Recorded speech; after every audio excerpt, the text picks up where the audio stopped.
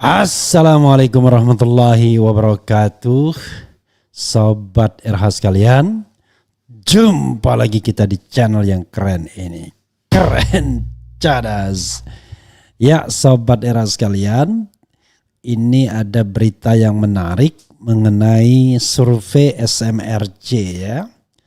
Karena surveinya ini tidak bicara mengenai siapa yang menang siapa yang kalah, melainkan soal dukungan 212. Menarik untuk kita bahas ya. biar kita semangat tentunya ya. Karena kita tahu SMRC sudah sangat pro Ganjar Pranowo, sementara berapa polling pro Prabowo ya. Oke. Jakarta ya. CNN Indonesia, Saiful Mujani Research Center SMRC mengungkapkan Gerakan 212 punya pendukung hingga 35 juta orang dan suaranya terbelah ke Anies Baswedan dan Prabowo Subianto pada Pilpres 2024. Dalam survei yang digelar 31 Juli 11 Agustus 2023, SMRC mencatat ada 44% responden yang tahu Gerakan 212. Dari jumlah itu sekitar 38% setuju atau mendukung Gerakan 212. Publik yang mendukung gerakan ini cukup banyak, sekitar 16-17% populasi atau sekitar 30-35 juta orang, kata Saiful dalam keterangan pers. SMRC juga memetakan pilihan politik dari kalangan yang mendukung 212. Saiful menyebut suara pendukung 212 terbelah ke Anies dan Prabowo. Ini sesuai perkiraan, jadi pendukung 212 itu kalau enggak Anies ya ke Prabowo, ujarnya.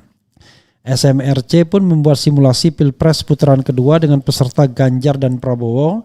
Hasilnya 59% pendukung 212 memilih Prabowo, sedangkan 29% lainnya memilih Ganjar. Kenapa tidak disimulasikan sama Anies? Ya mungkin karena dia lihat Prabowo karena kalau sama Anies sudah pasti Anies maksimal ya. Saiful mengatakan sebagian pendukung 212 yang memilih Prabowo pada Pilpres 2019 masih bertahan. Namun Prabowo diprediksi tidak akan terang-terangan menunjukkan kedekatan dengan kelompok itu. Prabowo juga tidak eksplisit menunjukkan kedekatannya dengan massa Gerakan 212 tersebut karena berharap tambahan dukungan dari pemilih atau pendukung Jokowi, ucapnya. Survei ini melibatkan 4.260 orang responden yang dipilih secara random, stratified multi-stage random sampling. Responden diwawancarai secara tatap muka. Ambang batas kesalahan atau margin of error survei ini sekitar 1,65% pada tingkat kepercayaan 95%. Belum ada survei lembaga lain dalam waktu dekat yang menguji preferensi politik pendukung 212. Survei LSI dan IJA 1-8 Agustus 2023 menguji preferensi politik di kalangan warga Nahdlatul Ulama dan Muhammadiyah. Survei itu mencatat keunggulan Prabowo Subianto di kalangan NU, sementara itu Anies Baswedan unggul di kalangan Muhammadiyah. Sebanyak 36,2% warga NU memilih Prabowo, lalu 35,5% memilih Ganjar, dan 17,9% memilih Anies. Ya ini kan sebelum Caimin bergabung ya. Di kalangan Muhammadiyah, Anies punya elektabilitas 45,2%. Di posisi kedua ada Ganjar dengan 33%. Lalu Prabowo di posisi ketiga dengan 20,8%. Gimana caranya ya warga Muhammadiyah? Masih milih Prabowo dan Ganjar ya. Tapi ya itulah dinamika politik ya. Di antara mereka juga ada juga yang tidak terlalu melek politik, melihat konstelasi politik dan lain sebagainya. Oke, sobat era sekalian, atau memang ada alasan-alasan lain ya, mungkin alasan yang sifatnya sosiologis ya.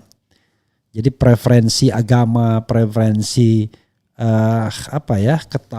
ketaatan dan lain sebagainya, keyakinan bahwa dia amanah itu barangkali dikalahkan oleh preferensi tempat, kedekatan secara kultural ya. Jadi bukan Muhammadiyahnya yang menonjol, tapi misalnya etnisitasnya. Ya saudara sekalian, itu tadi soal 212 ya. Memang besar pendukungnya, tapi ya harapannya kalau memang pendukungnya besar, ya mudah-mudahan besar pula suara untuk Anies Baswedan. Karena sepertinya ya hanya Anies Baswedan yang bisa mewadahi kepentingan 212 kalau seandainya mereka ingin dibukakan keran selama ini kan mereka dihukum secara sosial padahal mereka tidak melakukan kejahatan apa-apa. Itu persoalannya. Dan saya kira ya butuh presiden yang berani terang-terangan mengatakan bahwa we are welcome ya terhadap gerakan 212. Malah saya pernah mengatakan mudah-mudahan 212 itu bisa menjadi the biggest Islamic festival ya in the world ya kan. Tetapi tentu yang tidak suka ya boleh berpendapat lain. Tetapi alangkah baiknya kalau Indonesia memiliki festival Islam terbesar di dunia yang bisa menghadirkan 3 juta orang misalnya ya. Di situ ada pertunjukan seni, budaya dan lain sebagainya, perdagangan dan lain sebagainya. Why not? Dan itu bisa terjadi ya.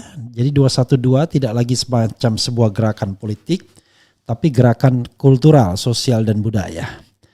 Why not ya? Tetapi kan pemerintahan sekarang ini begitu alerginya dengan gerakan ini itu soalnya ya. Bahkan ada kecenderungan misalnya to some extent Islamophobia. Itu sobat RH sekalian yang kita catat ya. Sampai saat ini memang kelompok 212 ini belum memutuskan akan memilih siapa. Habib Rizik Syihab sebagai pemegang tongkat komando belum bicara apa-apa. Nah ini kan preferensi ini ketika belum ada komando dari Habib Rizik Syihab. Kalau sudah ada komando dari Habib Rizik Syihab, ya saya kira angkanya akan semakin kuat terhadap sosok yang akan di-endorse oleh Habib Rizik Syihab.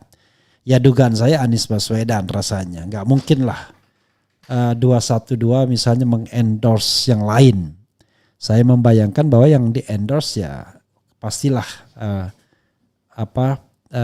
Anies Baswedan ya. Rasanya kalau endorse Ganjar sudah nggak mungkin, endorse Prabowo rasanya juga kecil kemungkinan. Maka yang paling mungkin adalah mengendorse Anies Baswedan. Itu ya saudara sekalian kalau kita lihat preferensi politik Habib Rizik Syihab selama ini. Karena rasanya ya hanya Anies yang bisa berdialog secara baik dengan kelompok ini ya. Karena bahasa sosiokultural Anies ya jauh lebih dekat dengan kelompok ini ya. Bahasa agama dan lain sebagainya. Begitu saudara sekalian ya. Dan kelompok ini kelihatannya juga sayang kepada Anies Baswedan. Ada berita ngeri-ngeri sedap yang banyak ya. Bagaimana misalnya tudingan Rizal Ramli ke SBY soal Exxon. Wah itu luar biasa. Tapi kita nanti akan lihat ya bagaimana selanjutnya. Dan malam ini Demokrat show of force dia dalam mendukung Prabowo. Why? Ketika mendukung Anies Baswedan orang kan kelihatan bahwa mereka tidak pernah bikin kegiatan besar, tidak mau jor-joran karena selalu menunggu kapan dicawapreskan. Nah, itu kelihatan ya, memang ya namanya politik kan, no freelance, tidak ada makan siang yang gratis.